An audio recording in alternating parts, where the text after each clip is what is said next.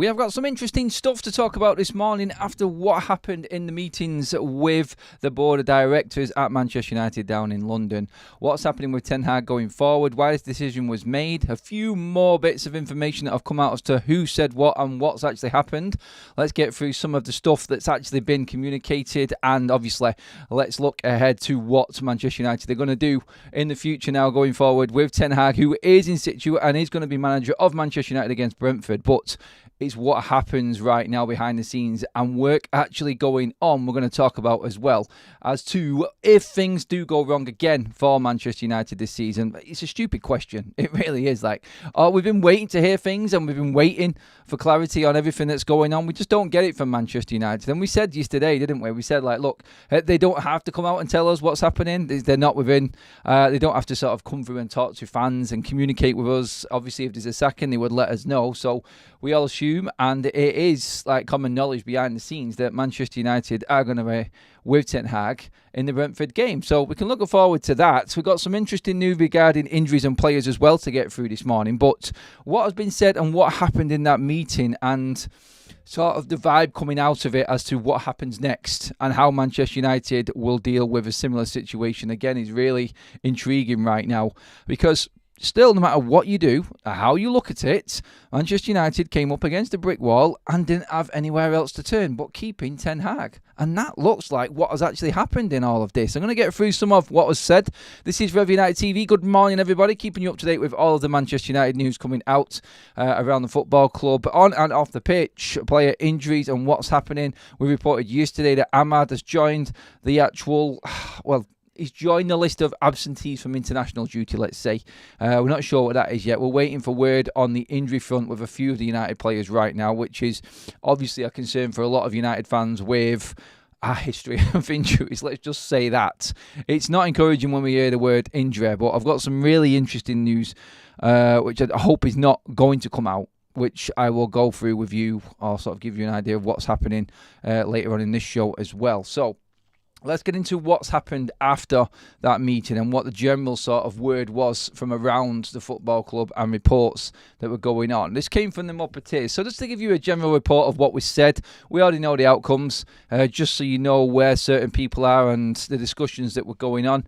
Ratcliffe is willing to accept the idea from football people that he should get more time. So we thought that Ratcliffe was happy to get rid of Ten Hag, but his team that he has employed to make the football decisions, according to reports, the Muppeteers were talking about this as well. So Dan Ashworth, Omar Barada, Jason Wilcox, looks like they're the ones that are backing Ten Hag in all of this, like we thought, but ultimately they're the ones that are saying, look, it may not be right.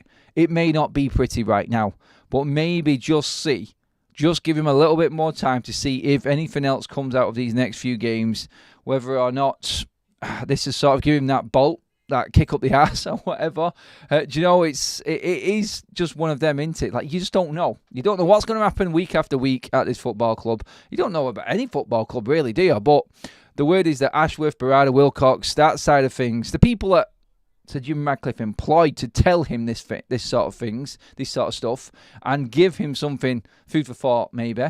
Because on a business side of things, he's happy just to come in and sling your hook, get rid of Ten Hag. But this is what happened at Nice, and it was happy firing central without the right people in place. They have a structure there now, and they've built that similar structure at Manchester United with better people in place to advise and tell him exactly what is the right and what's the sensible decision right now for a football side of things. Now, a lot of United fans would argue with that straight away. It's crap. It's the worst start we've ever had. We've got to get someone else in there. I'll read on into some more of this report. In the meeting, Ineos discussed replacement costs and consequences. Ineos had Joel there explaining how things happened when they sacked managers mid-season. This is an interesting one. And he didn't take any advice. Well, we know that for certain, and we've said this before. So anyone having a go at Ineos or the structure or anything like that, for Ten Hag's case or backing Ten Hag, then you just need to take a step back and go, if it was just Joe Glazer in charge and it was the old regime, Ten Hag would have been gone a long time ago. So just remember that. And the proof there in that Joe Glazer talking in this meeting saying they didn't take any advice. They just went off a business decision instantly and made their mind up from that. What was actually on the paper and what was working. And it wasn't working for Manchester United. And they just get rid of the managers. Now, this I think is where the problem was lying. I mean, Manchester United just want to give themselves more time, I feel, from this. Not just for Ten Hag and seeing if things work, but give themselves more time for this scenario coming about again and maybe finding someone who they can bring in. I think work is going on behind the scenes right now where Ten Hag is going to get a chance. I think everybody else is in overdrive and trying to get a contingency plan in place, ready. It just doesn't look like they were set. They didn't look ready, and they just weren't expecting it to be this bad so early. And I think that's what you've got to take into consideration with all of this. Ten Hag was appointed by the Glazers. Data wasn't used to analyse him. Ashworth and co would rather give Ten Hag more time. Ratcliffe believed things need to change and doesn't think it's going to work with Ten Hag. So Ratcliffe, the man at the top, the big kahuna, the one who makes all of the big calls, the one with the money, the head honcho, whatever you want to call him, he wants Ten Hag out. It's quite clear from this. So the man at the top has been convinced by his team not to do this, and it looks like this is how big businesses work. This is how big businesses actually thrive, you could say. They put people in positions within the business that are better than them. Taking yourself away from a big role when you're not the best at that job is how businesses are successful and how owners are successful at things. You only have to look at some of the biggest companies in the world and how the people who actually founded it or actually created or are the actual owners or, do you know what I mean? Like the people that were actually the ones that made the business from the start, they're not actually in the higher roles at them actual businesses. They employ people that are better than them at doing the job, and that's how they thrive. And I think Sir Jim Ratcliffe sensibly has put people in place, whether we agree with it or not, in terms of Ten Hag still being here. I think Ratcliffe has made it clear of where he is at right now. There's going to be no room for error next time this meeting comes around. If it's in a similar situation, don't expect Ten Hag to be in a job. It's as simple as that. I think what Barada, what Ashworth, Wilcox and co have done is give Ten Hag another month, basically. That's how it seems going from this. It's up to Ashworth. If he decides to sack Ten Hag, he has the owner's approval. Most likely outcome, if Ten Hag leaves, is Ruud becoming interim. So Jim is okay with letting Ten Hag go, but will let Ashworth make a recommendation before making a decision. So Dan Ashworth does look like he is the one. Now, a lot of United fans who don't want Ten Hag will probably feel, I don't know, not upset, but a bit annoyed at that maybe, because like we've heard before, like Dan Ashworth and Ten Hag are close. Their offices face each other. And when you become that friends sort of relationship in business, it doesn't work well. And we discussed yesterday about Dan Ashworth actually never been in this situation before. Dan Ashworth never having to hire and fire someone as brutal as this, an underperforming team. Like he's been at Brighton, he's been at Newcastle, performing well, the FA. He's never been at such a massive football club that is underperforming and a massive call needed to be made.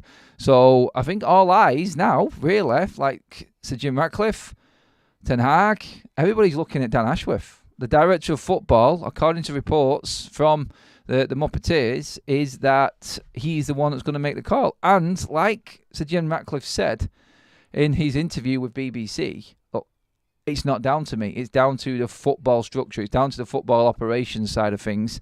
They will ultimately decide. So his team will decide whether Ten Hag is the manager. Look, Ratcliffe is full on happy to go with Dan Ashworth's decision. If Ten Hag needs to go after this next group of games, or maybe even a couple of games, I don't know, then Ratcliffe has given the go-ahead. See you later.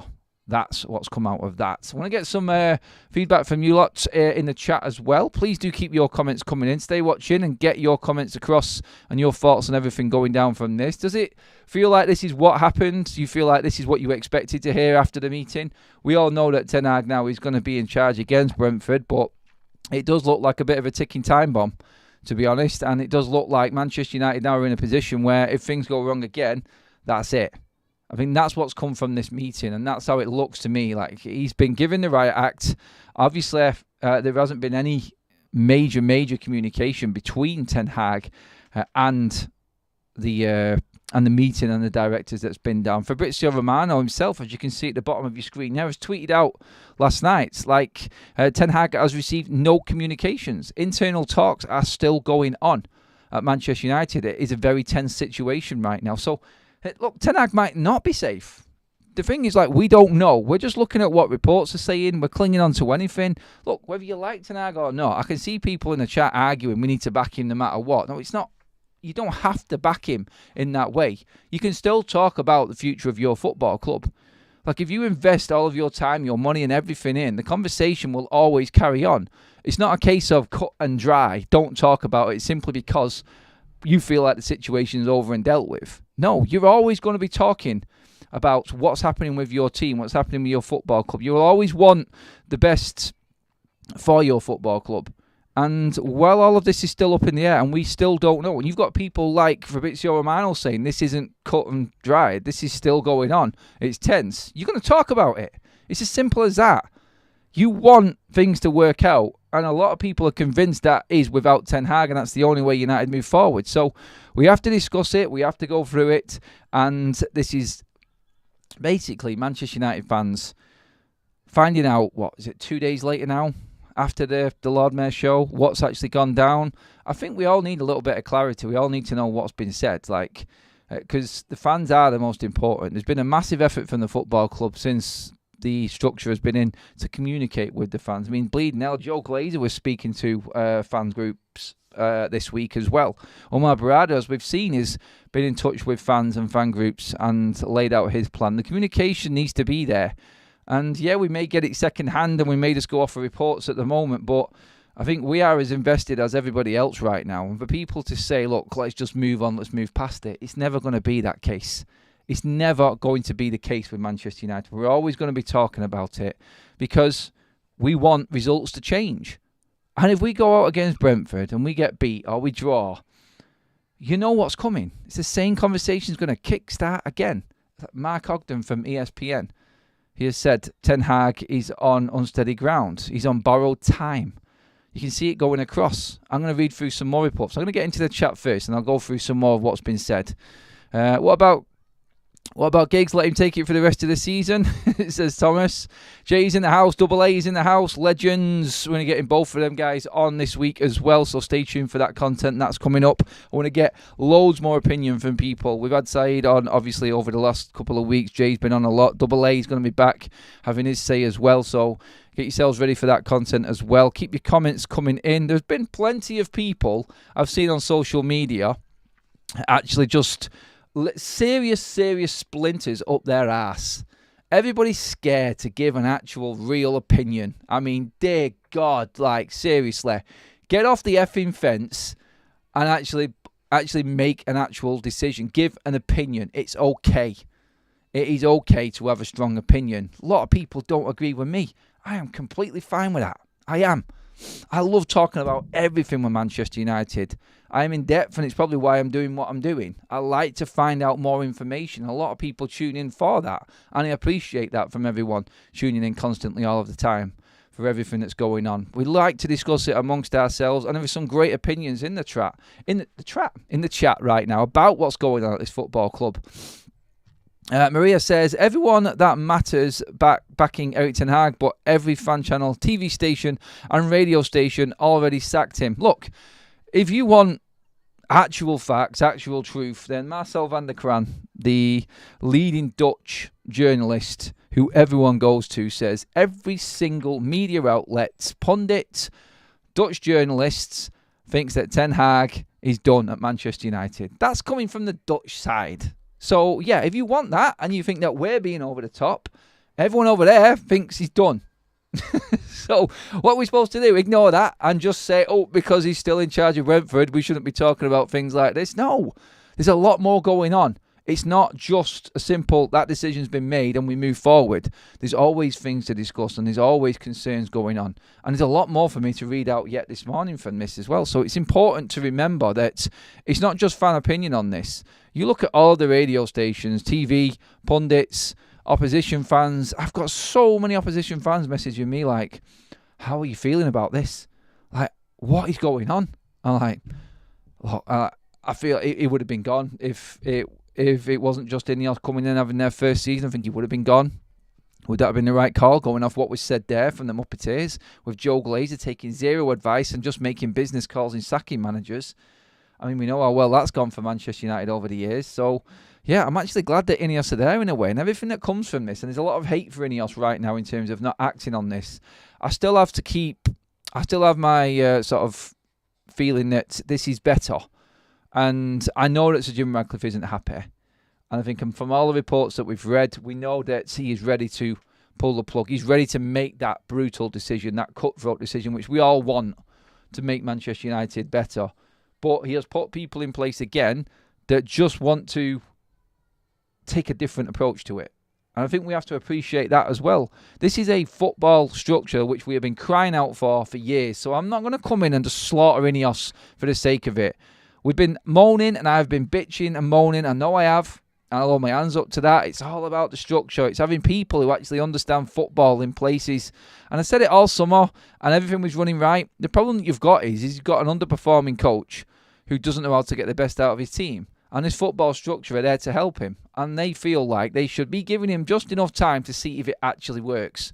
Whether it's December when he goes, whether it's the end of the season when he goes, Ten Hag's time at Manchester United is done.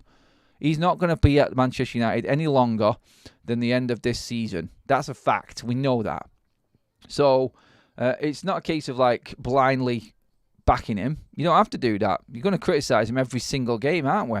What we do and what you need to remember is, and you need to separate both of these things. It's like conversations off the pitch and you not being happy with Ten Hag isn't you not backing the manager or the club.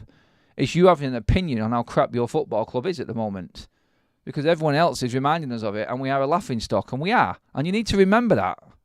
So when someone comes out with a strong opinion, it's not like they are not backing this manager, they're not backing the team, and it's a disgrace and it's toxic. It's nothing to do with that. It's the fact that the team is doing shit. We're paying fortunes to watch football, whether you're at home and your subscriptions, whether you're actually going to the games and everything else. You're not getting value for money. It's not enjoyable, and everybody's laughing at us. When the games happen, everybody's there and everybody's cheering on the team. It doesn't matter what's going on off the pitch. When game day comes, you get behind the team. If you're having a conversation and you're not happy with Ten Hag in between games, there's nothing wrong with that. Simple as. It's all about the money. Money, says Ewan. Let's face it, the only reason Erik Ten Hag is still here is because we can't afford to sack him. I said this in the 3 reasons last night as to why Ten Hag is still here. I went through it in detail last night. I do think it's money related. I think there isn't anyone who wants the job to replace him right now. And obviously, I think they feel that it may be too soon for Ruud van Nistelrooy. I think they're big parts, and they're playing big parts in all of this. Let's get through some more. Jay's in there. Anybody else eating a bowl of egg whites at the size of their head? Or is that just me? That is just you, Jay. You weirdo. Well, each to their own. For me, I would not have hired him just on his need to be rid of Ralph. It was clear he was not a team club player, or did he have Ralph's skills in resets? The Glazers hired him to save face. I think that's Niall talking about Ralph Rangnick there, I think, and when we jumped the gun a little bit with that one. Sorry, Adam, not backing the manager, the players, or the club all out, says Christopher. That's fine, mate. There's a lot of people that have messaged me with the same sort of mindset and how they're seeing things right now. It's all right. Everyone is different. There's not one perfect football fan. It's just a lot of people struggle to understand certain decisions. And it's not, like I said, it's just not cut and dry for a lot of people. There's a lot more that needs doing. More from this is that it's good news as well, guys. Ineos don't want Southgate. Woohoo! That's some good news for you. No Southgate. Ratcliffe spoke with Ten Hag before he went on his holiday. So I don't know what that was about. More information coming out now. I'm just going to read through it. Ineos are really frustrated and have severe doubts. They will continue to look at contingencies. Nagelsmann is staying until the World Cup 2026. So they do want Nagelsmann. They have got managers there that they want. But he is dead set, Nagelsmann, on being at Germany. So again, it just looks like the right manager is just not available for Manchester United going off them reports. Ten Hag has received no communication from the club. That was Fabrizio Romano that we said as well earlier on. Manchester United are not planning on replacing Erik Ten Hag during the international break. So, as we knew that obviously Ten Hag is going to be in charge of Brentford. That's a definite right now. He's going to be there, and he's going to be there in the dugout at Old Trafford a week on Saturday. So just put that to bed. It's what happens after that and everything that everyone is looking at right now. Some members of the hierarchy didn't think the time was right. Sorry. Some of the members of the hierarchy did think the time was right to end Ten Hag's tenure, but they did not come to an overall agreement. The hierarchy are not fully in agreement on who could replace Ten Hag. So I think that's normal. I think that's sensible because, like we were all talking about it, I just don't feel like there's anyone there for him right now. I don't think that there is anyone there to come right in, and I think that's the problem. I think that is the problem with all of this. So, looking at it, you've just got to say, yeah, like we all thought. There isn't anyone there to bring in right now. No one was in full agreement, as you'd expect, because there's so many people involved. If it was just Ratcliffe, then Ten Hag would have been gone. It's not just Ratcliffe. He has a full board there in front of him. He has plenty of directors who are hired to do a certain job. And they just said, look, let's not jump right now because there's no one else there. And let's wait it out. I think that's it. Like maybe we could figure something out in the next few weeks as a contingency if things don't get better. They're ultimately looking to get Ten Hag through as much of this season as possible before they sack him because it'll cost less money. And they may have built up a contingency and found someone else in that time while Ten Hag is limping on as Manchester United manager. That's how it feels to me anyway. Gary Smith, legend, has just become a member and donated 5 memberships as well. Absolutely loving that. AA, MA, Exedra, Stuart and Christopher, welcome to the members club. Look, Christopher, at least you become an FUTV member, mate. After all of that, you're not happy with United, but at least you've got that. This channel applauded Ineos for a great transfer window, but 7 games into the season, slagged them off for not getting rid of the main man. 4 players added this window, 1 unfortunately injured. 4 players added. Maria, I think you're completely wrong with that one, sorry. I just said then, I'm not going to go in and slag them off. I've not slagged Ineos off. I just don't like Ten Hag. That's it, I'll just give my opinion. Look, I do feel like they should have done it, and I feel like they want to do it. But like I just said then, look, the football structure's there for a reason. They want a little bit more time. Ten Hag would have been gone if he didn't have the football structure. So what's better? Double A says, for those that foresaw this start to the season happening, what is the use of giving him another month? Do you truly believe he can turn this season around? I think the only way that you would give him another month is because there was absolutely no one there. It's weird how they don't trust Van Nistelrooy in making that call right now. I feel like there are probably members of that football structure in Ineos that would just say, let's give it to Ruud Van Nistelrooy. There's a lot of people that are right behind that shout right now. If United didn't have to pay this clown 17 million, he would have been sacked months ago. Yep. And what is their stance if the results don't improve and United find themselves bottom 3? Well, Ten Hag will be sacked.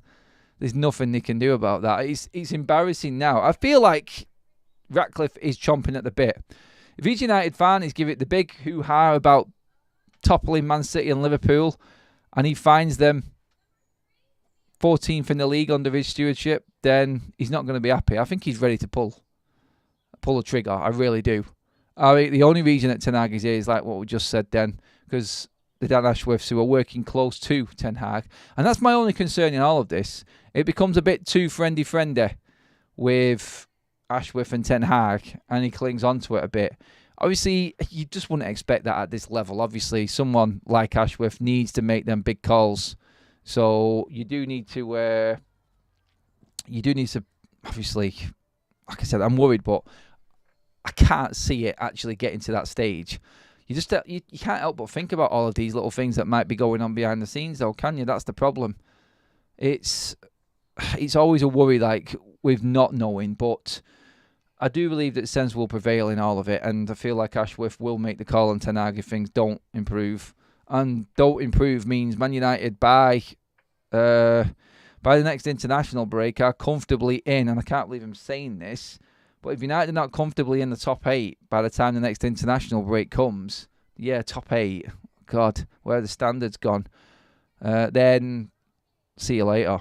If we're still bottom half of the table and Ten Hag needs sacking on the spot, he should be gone now, but we're clinging on. We'll see. We'll see what they do. Brett says, why delay the inevitable? He won't last any longer than the end of this season. Do it now. We may get an upturn even with an interim.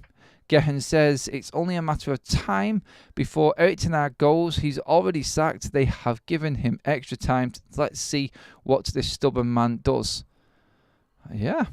We'll see, won't we? We will see. Adam under-21s played fast, attacking, direct football last night. The process is in the works. Yeah, Stu, brilliant.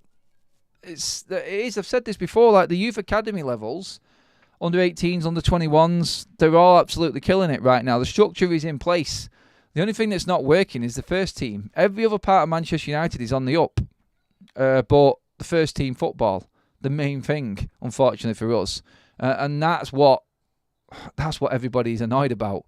The bread and butter, the Premier League, the first team being back up there challenging again. Everything else is working great at this football club except that.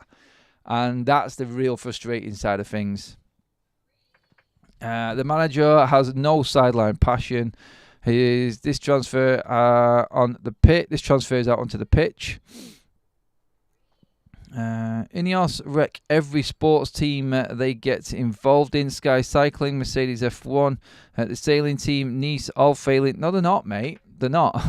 I mean, the sailing team's doing all right. Mercedes F1, not too bad. Like Nice, what do you expect them to do? They were never challenging before they came in anyway, and now they're more stable. So this whole thing about Ineos failing at certain things is again, it's a myth. It is a myth. Adam, 3 months' time, we will be having the same conversation. Yeah, I got that, Rochelle. I know. If he is still here in 3 months, I'll be amazed. I will. That's just my own personal opinion on that one. If I'm Dan Ashworth, pull the plug now and try and salvage the season. We cannot afford to write off another season. Tuchel is a must. Great show, Adam. Love from South Africa, Johannesburg. Thank you for that, Eric. I know what you mean by salvaging the season. I think there is a hope that it can be done if you bring in another manager right now. Even if Ruud comes in, you might get that bounce and that you might just get that togetherness back in and that squad again. It just doesn't look like it's there right now, does it? And that is the problem. Let's just see what else we've got coming out. Christian Erikson, I feel good. When I came to the last break with very few minutes, people said it was a problem, and now they say I may have almost played too much. It's good. That going into this time, last international break, it's interesting from what Christian Erikson says there. He's dead right. I was looking at it and I was breaking down Christian Erikson playing in a front three and maybe being a different option. And as soon as we came back against Southampton, he was in the side.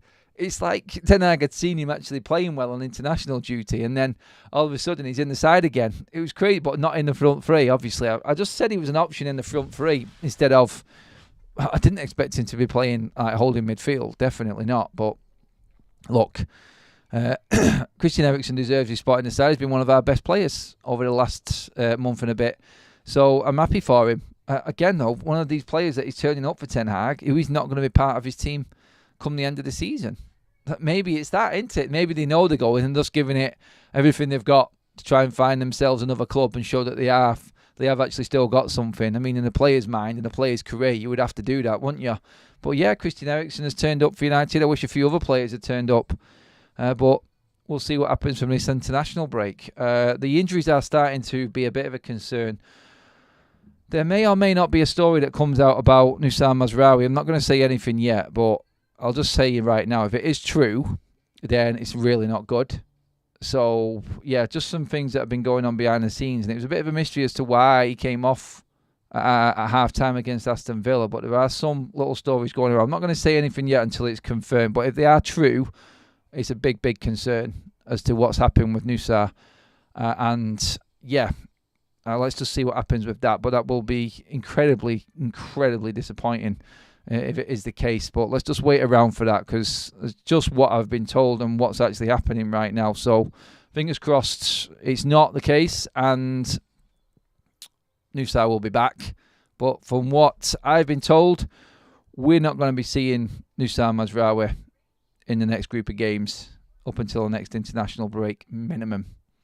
So yeah, here we go again with the player absences and everything that's actually happening again. Now the excuse is going to come back out. Where the hell is Luke Shaw?